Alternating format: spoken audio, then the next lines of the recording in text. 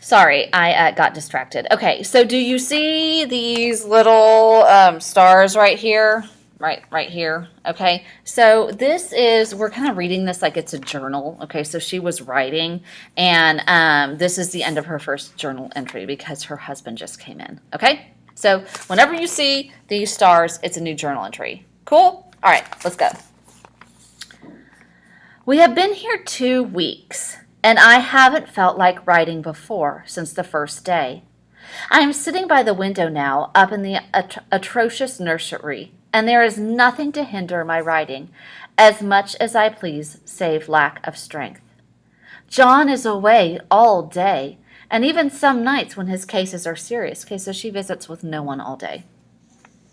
But these nervous troubles are dreadfully depressing. So she's becoming more and more what? Depressed.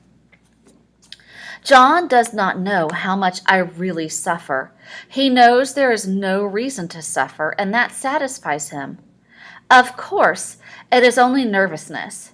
It does weigh on me, so not to do my duty in any way. I meant it to be such a help to John, such a real rest and comfort, and here I am a comparative burden already. Nobody would believe that an effort it is to do what little I am able, to dress, to entertain, and order things, okay?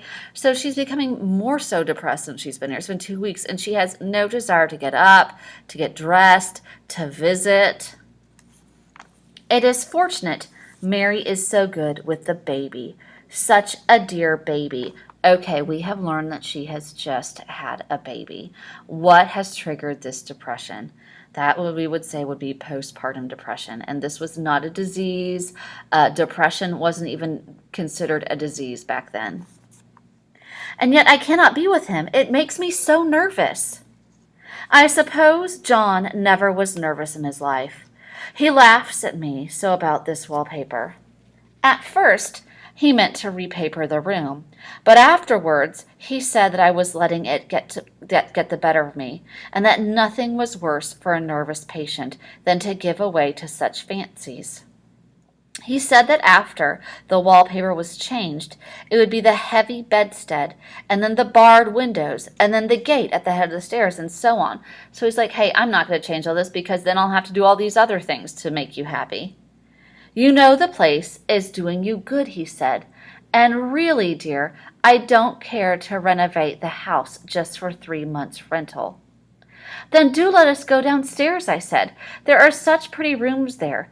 Then he took me in his arms and called me a blessed little goose, and said he would go down cellar if I wished, and have it whitewashed into the bargain.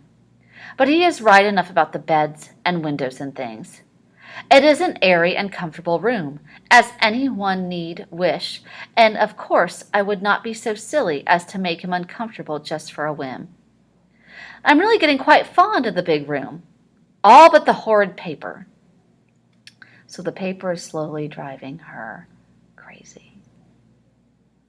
Out of one window, I can see the garden, those mysterious deep-shaded arbors, the righteous old-fashioned flowers and bushes and gnarly trees. Out of another, I get a lovely view of the bay and a little private wharf belonging to the estate. There is a beautiful shaded lane that runs down there from the house. I already fancy I see people walking in those numerous paths and arbors, but John has cautioned me not to give way to fancy in the least. Okay, so this is her imagination, and John's like, don't let it get the best of you. He says that with my imaginative power and the habit of story-making, a nervous weakness like mine is sure to lead to all manner of excited fancies, and that I ought to use my will and good sense to check the tendency. So I try. I think sometimes that if I were only well enough to write a little, it would relieve the press of ideas and rest me. Okay, so again, she can't write. But I find I get pretty tired when I try. It is so discouraging not to have any advice and companionship about my work. When I get really well, John says we will ask Cousin Henry and Julia down for a long visit, but he says he would as soon put fireworks in my pillowcase as to let me have those stimulating people about now. I wish I could get better faster, but I must not think about that.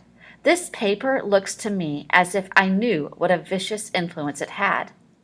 There's a reoccurrent spot where the pattern lolls like a broken neck, and two bulbous eyes stare at you upside down. Okay, so she's like, there's eyes in this paper looking at me. I get positively angry with impertinence of the and the everlastingness. Up and down and sideways they crawl, and those absurd, unblinking eyes are everywhere. There is one place where two breaths didn't match, and the eyes go all up and down a line on the lighter side, on the lighter higher than the other. I never saw such much expression in any inanimate thing before, and we all know how much expression they have. I used to lie awake as a child and get more entertainment and terror out of a blank wall and plain furniture than most children could get in a toy store. Okay, guys, so she is watching this wallpaper and she is starting to see things in the wallpaper. I remember what a kindly wink the knobs of our big old bureau used to have.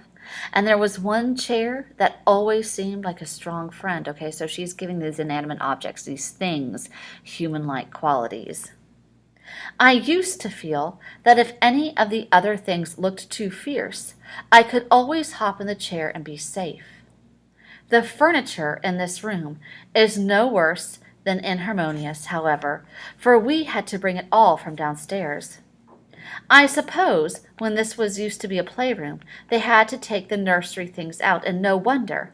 I never saw such ravages as children have made here. Okay, so she's like, I don't understand how these children destroyed this place. The wallpaper, as I said before, is torn off in spots, and it sticketh closer than a brother. They must have had perseverance as well as hatred. Then, pay attention here. The floor is scratched and gouged and splintered. The plaster itself is dug out here and there, and this great heavy bed, which is all we have found in the room, looks as if it had been through wars. Okay, so why do you think the floor is scratched and gouged and splintered, and there is this great heavy immovable bed? Okay, what do you think this room was really used for? But I don't mind it a bit, only the paper. There comes John's sister. Such a dear girl as she is, and so careful of me, I must not let her find me writing. She is perfect and enthusiastic housekeeper, and hopes for no better profession. I verily believe she thinks it is the writing which makes me sick. But I can write when she is out, and see her a long way off coming from the windows. There is one that commands the road, a lovely shaded winding road, and one just looks off over the country, a lovely country too, full of great elms and velvet meadows. This wallpaper has a kind of sub-pattern in a different shade, a particularly irritating one, for you can only see it in certain lights and not clearly then. Okay, do you see how her mind is just moving kind of all over the place? Okay, is that what we do when we become depressed? Is that what we do when we become antsy? Is that what we do when we can't handle what is going on in our lives? But in the places where there isn't faded, and where the sun is just so, I can see a strange, provoking, formless sort of figure that seems to skulk about behind that silly and conspicuous front design. There's a sister on the stairs, okay, so she's starting to see like figures of people in this wallpaper. Okay, so again, we have our stars, so this is like a new journal entry, okay? Well, the 4th of July is over. The people are gone, and I am tired out. John thought it might do me good to see a little company, so we just had Mother and Nellie and the children down for a week. Of course, I didn't do a thing. Jenny sees to everything now. But it tired me all the same.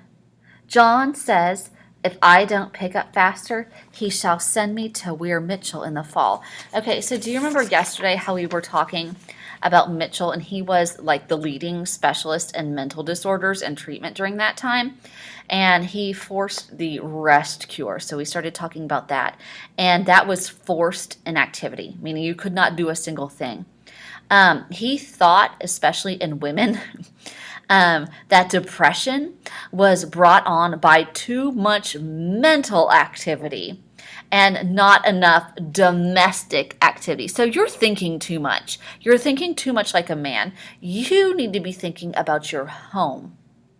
Um, so, yeah, there you go. He is threatening to send her there. Remember, guys, our author, Charlotte Perkins, had to go there. She had to be under Mitchell's treatment, and she almost went crazy.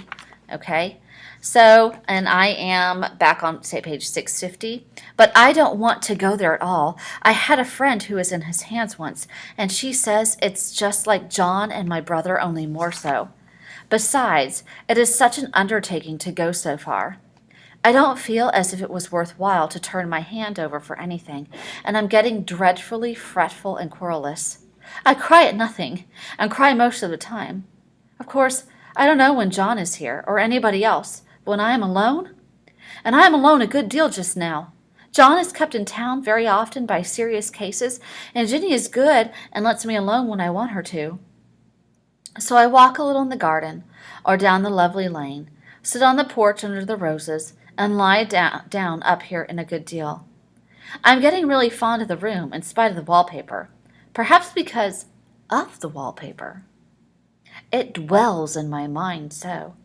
I lie here on this great immovable bed. It is nailed down. Okay, why is this bed nailed down? Okay, why are the windows all barred? Why are there scratches and gouges in the floor? Are y'all putting two and two together yet? I believe and follow that pattern about by an hour. It is as good as gymnastics, I assure you. I start, we'll say, at the bottom, down in the corner over there, where it has not been touched, and I determine for the 1000th time that I will follow the pointless pattern to some sort of conclusion. I know a little of the principle of design, and I know this thing was not arranged on any laws of radiation, or alternation, or repetition, or symmetry, or anything else I've ever heard. It is repeated, of course, by the breaths, but not otherwise. Looked at it one way, each breath stands alone, and bloated curves and flourishes, a kind of debased Romanesque with delirium tremors, go waddling up and down in isolated columns of fatuity.